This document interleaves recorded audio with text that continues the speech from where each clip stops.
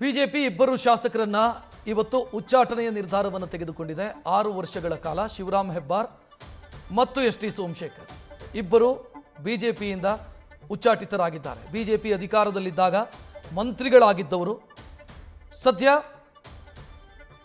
ಬಿಜೆಪಿಯಿಂದ ಉಚ್ಚಾಟನೆಗೊಂಡಿದ್ದಾರೆ. ಬಿಜೆಪಿ ರಾಜ್ಯಾಧ್ಯಕ್ಷ BY ವಿಜಯೇಂದ್ರ ಇರಬಹುದು, ಆರ್ ಅಶೋಕ್ ಇರಬಹುದು. ಈ ನಿರ್ಧಾರ ಏನಿದೆ ಕೇಂದ್ರ ಶಿಸ್ತು ಸಮಿತಿಯ ನಿರ್ಧಾರ, ಇದನ್ನು ಬೆಂಬಲಿಸಿದ್ದಾರೆ.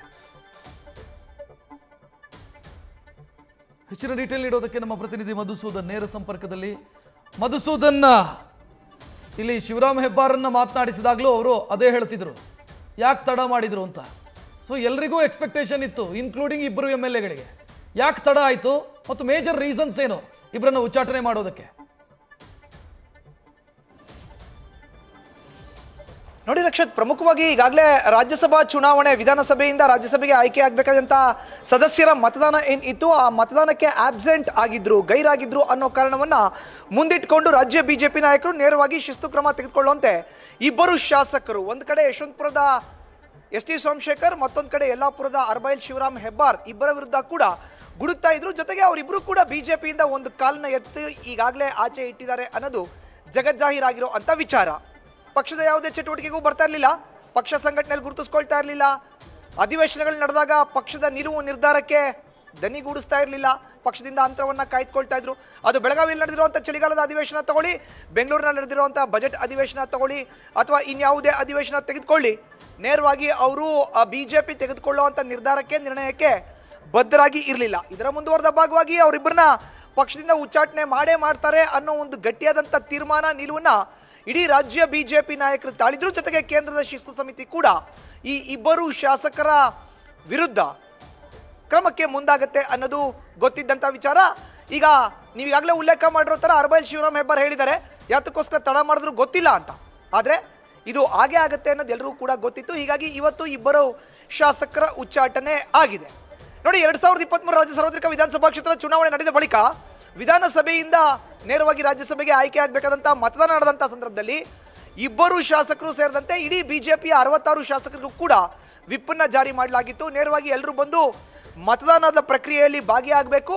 ಬೆಳಗ್ಗೆ 9 ಗಂಟೆಯಿಂದ ಸಂಜೆ 4 ಗಂಟೆ ತನಕ ನಡೆಯುವಂಥ ಮತದಾನದಲ್ಲಿ ತಾವುಗಳು ತಮ್ಮ ತಮ್ಮ ಹಕ್ಕನ್ನ ಬಿಜೆಪಿ ಅಭ್ಯರ್ಥಿಗಳ ಪರ ಚಲಾವಣೆ ಮಾಡಬೇಕು ಅನ್ನೋ ವಿಪ್ಪನ್ನ ಕೊಟ್ಟಿತ್ತು. ಆದರೂ ವಿಪ್ ಕೊಟ್ಟಿದ್ರು ಸಹ ಎಸ್ ಟಿ ಸೋಮಶೇಖರ್, ಅರ್ಬೈಲ್ ಶಿವರಾಮ್ ಹೆಬ್ಬಾರ್ ಇಬ್ರು ಕೂಡ ಮತದಾನಕ್ಕೆ ಬಂದಿರಲಿಲ್ಲ. ಬೆಂಗಳೂರಿನಲ್ಲೇ ಇದ್ರು ಕೂಡ ಸಾಕಷ್ಟು ಜನ ಬಿಜೆಪಿ ನಾಯಕರು ಅವರ ಮನವೊಲಿಕೆಗೆ ಪ್ರಯತ್ನವನ್ನ ಪಟ್ಟರು. ಎಲ್ಲ ಒಂದ್ ಕಡೆ ಎಸ್ ಟಿ ಸೋಮಶೇಖರ್ ಅವರು ಈಗಾಗಲೇ ಈ ಹಿಂದೆ ಹೇಳಿರೋ ತರ ಬಸವರಾಜ ಬೊಮ್ಮಾಯಿ ಅವರ ನೇತೃತ್ವದ ಸರ್ಕಾರ ರಾಜ್ಯದಲ್ಲಿ ಅಧಿಕಾರ ಇದ್ದಾಗ ಯಶವಂತಪುರ ವಿಧಾನಸಭಾ ಕ್ಷೇತ್ರದಲ್ಲಿ ಮಾಡಿದಂಥ ಚುನಾವಣಾ ಹೊಸ್ತಿಲ್ನಲ್ಲಿ ಕಾರ್ಯಕ್ರಮಕ್ಕೆ ಅವರು ಕೊಡಬೇಕಾದಂಥ ಅನುದಾನವನ್ನ ಕೊಟ್ಟಿಲ್ಲ ಅನ್ನೋ ಅಸಮಾಧಾನವನ್ನ ಹೊರಹಾಕ್ತಾ ಇದ್ರು. ಬಿಜೆಪಿ ನಾಯಕರನ್ನ ಸರಿಯಾಗಿ ನಡೆಸ್ಕೊಳ್ತಾ ಇಲ್ಲ, ಜೊತೆಗೆ ಕ್ಷೇತ್ರದಲ್ಲಿ ಇರುವಂತ ಪದಾಧಿಕಾರಿಗಳನ್ನ ನನ್ನ ವಿರುದ್ಧವಾಗಿ ಎತ್ತಿಕಟ್ಟುವಂತ ಕೆಲಸವನ್ನ ಮಾಡ್ತಾ ಇದ್ದಾರೆ ಅನ್ನೋ ಆಕ್ಷೇಪವನ್ನ ನೇರವಾಗಿ ವ್ಯಕ್ತಪಡಿಸ್ತಾ ಇದ್ರು. ಹೀಗಾಗಿ ಎಸ್ ಟಿ ಸೋಮಶೇಖರ್ ಒಂದು ಕಾಲನ ಎತ್ತಿ ಆಚೆ ಇಟ್ರೆ, ಎಸ್ ಟಿ ಸೋಮಶೇಖರ್ಗೆ ಬೆಂಬಲವಾಗಿ ಅರ್ಬೈಲ್ ಶಿವರಾಮ್ ಹೆಬ್ಬಾರ್ ಕೂಡ ಇದೇ ವಿಷಯಗಳನ್ನ ನೇರವಾಗಿ ಹೇಳ್ತಾ ಇದ್ರು. ಹೀಗಾಗಿ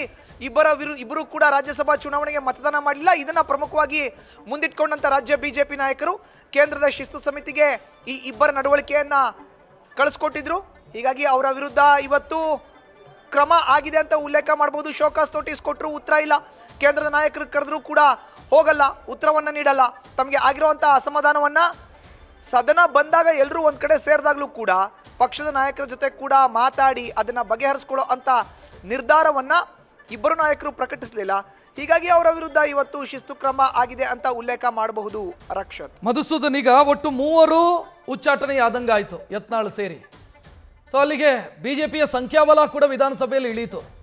ಬಟ್ ವಿಪ್ ಅನ್ವಯ ಆಗತ್ತಾ ಉಚ್ಚಾಟನೆಗೊಂಡಿರುವಂತ ಶಾಸಕರಿಗೆ?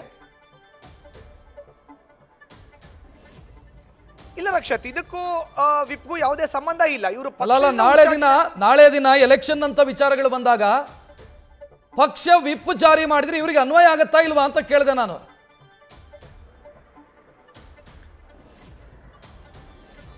ತಾಂತ್ರಿಕವಾಗಿ ಕೆಲವೊಂದಿಷ್ಟು ವಿಷಯಗಳನ್ನ ಈಗ ಯಾವುದೇ ಒಬ್ಬ ನಾಯಕರು ಕೂಡ ಹೇಳಲಿಕ್ಕೆ ಮುಂದಾಗ್ತಾ ಇಲ್ಲ. ವಿಪ್ ವಿಚಾರಕ್ಕೆ ಸಂಬಂಧಪಟ್ಟಂತೆ ನಾಳೆ ಚುನಾವಣಾ ಸಂದರ್ಭದಲ್ಲಿ ಇದು ಮುನ್ನೆಲೆಗೆ ಬರುತ್ತಾ ಇಲ್ವಾ ಅನ್ನೋದಕ್ಕಿಂತ ಹೆಚ್ಚಿಗೆ ಮೂವರು ಕೂಡ ಸದ್ಯಕ್ಕೆ ತಮ್ಮ ಶಾಸಕ ಸ್ಥಾನದಿಂದ ಯಾವುದೇ ಆ ಬಾಧೆಯನ್ನ ಎದುರಿಸಲ್ಲ. ಅವ್ರು 3 ಜನನು ಕೂಡ ಅಬಾಧಿತ. ಯಾಕೆಂದ್ರೆ ಪಕ್ಷದಿಂದ ಉಚ್ಚಾಟನೆ ಆಗಿರುವಂತದ್ದು. 2023 ಚುನಾವಣೆ ಮುಗಿದಿದೆ. 2028ಕ್ಕೆ ಏನಾಗುತ್ತೆ ಅನ್ನೋದು ಈಗ ಟೂ ಅರ್ಲಿ ಟು ಪ್ರಿಡಿಕ್ಟ್. ಹೀಗಾಗಿ ನೇರವಾಗಿ ಈಗ ಪಕ್ಷದಿಂದ ಉಚ್ಚಾಟನೆ ಆಗಿದ್ದಾರೆ. ಮುಂದೆ ಬರುವಂತ ಅಧಿವೇಶನಗಳಲ್ಲಿ ಈ 3 ಕೂಡ ಪ್ರತ್ಯೇಕ ಆಸನವನ್ನ ನೀಡಲಾಗುತ್ತೆ. 2023 ಸಾರ್ವತ್ರಿಕ ವಿಧಾನಸಭಾ ಕ್ಷೇತ್ರದ ಚುನಾವಣೆಯಲ್ಲಿ ಕಮಲ ಚಿಹ್ನೆ ಅಡಿಯಲ್ಲಿ ಗುರುತಿಸಿಕೊಂಡಿದ್ದಂತ ಈ 3 ಕೂಡ ಇವತ್ತು ನೇರವಾಗಿ ಪಕ್ಷದಿಂದ ಉಚ್ಚಾಟನೆಯಾಗಿದ್ದಾರೆ. ಅದು ಪಕ್ಷಕ್ಕೆ ಮಾತ್ರ ಸೀಮಿತ. ವಿಧಾನಸಭೆಯ ಶಾಸಕ ಸ್ಥಾನಕ್ಕೂ ಅವರ ಈ ಒಂದು ಉಚ್ಚಾಟನೆಗೂ ಯಾವುದೇ ಸಂಬಂಧ ಇಲ್ಲ. ಅವರು ಮುಂಬರುವಂತ ಸದನಗಳಲ್ಲಿ ಭಾಗವಹಿಸಬಹುದು. ಆದರೆ ಚುನಾವಣಾ ಹೊಸ್ತಿಲಿನಲ್ಲಿ ಈ ವಿಪ್ ವಿಚಾರವನ್ನ ಮುಂದಿಟ್ಕೊಂಡು ಪಕ್ಷ ಏನಾದ್ರೂ ಒಂದಷ್ಟು ಕಾನೂನಾತ್ಮಕವಾಗಿ ವಿಷಯಗಳನ್ನ ಪ್ರಸ್ತಾಪ ಮಾಡಿದ್ದೆ ಆದರೆ ಆಗ ಅವ್ರಿಗೆ ತೊಂದರೆ ಎದುರಾಗುವಂತ ಸಾಧ್ಯತೆ ಇದೆ ಅನ್ನೋದು ಮೇಲ್ನೋಟಕ್ಕೆ ತಿಳಿದು ಬರ್ತಾ ಇದೆ ರಕ್ಷತ್. ಆದರೆ ಅದ್ರ ಬಗ್ಗೆ ಇನ್ನಷ್ಟು ಮಾಹಿತಿ ಸಿಗ್ಬೇಕಾಗಿದೆ ರಕ್ಷತ್.